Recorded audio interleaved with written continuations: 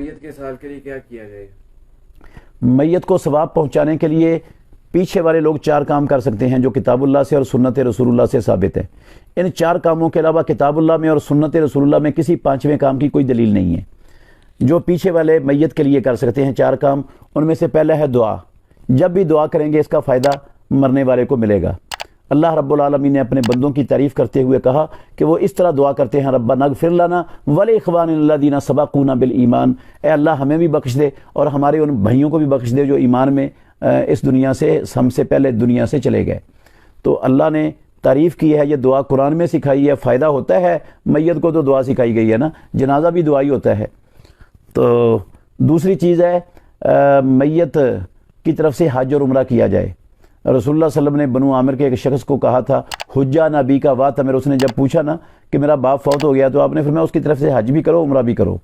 تو حج عمرہ بھی ہو سکتا ہے۔ تیسری چیز ہے میت پر قرض ہو تو وہ اتارا جا سکتا ہے، جس طرح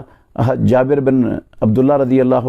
عنہ کی حدیث میں ہے، ابو قتادہ نے 2 دینار ایک میت کے اپنے ذمے لیے تھے، تو جب اترے تو رسول اللہ صلی اللہ علیہ وسلم نے فرمایا اس کی چمڑی اب ٹھنڈی ہو گئی ہے،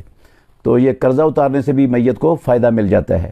چوتھی اور آخری چیز ہے میت کی اولاد اپنے والدین کی طرف سے صدقہ کرے ان کی وفات کے بعد، یہ کہہ کر کہ یا اللہ یہ میری ماں کی طرف سے ہے یا میرے باپ کی طرف سے ہے یا ماں باپ دونوں کی طرف سے ہے، تو اس کا ثواب بھی ان کو انشاءاللہ الرحمن ملے گا۔ ان 4 چیزوں کے علاوہ یہ کلوں کا ختم، یہ تیجے کا ختم، یہ 40ویں کا ختم، یہ 11ویں کا ختم، اور یہ جناب برسی، اور یہ اس طرح کی جو چیزیں ہیں نا، یہ نہ عہد رسالت میں تھی، نہ عہد صحابہ میں تھی، نہ خلفائے راشدین میں سے کسی کے دور میں ایسا تصور تھا، اور ائمہ 4 کی زندگیوں میں بھی نہیں تھا، ان کے فقہوں میں بھی نہیں ہے ان چیزوں کا نام و نشان۔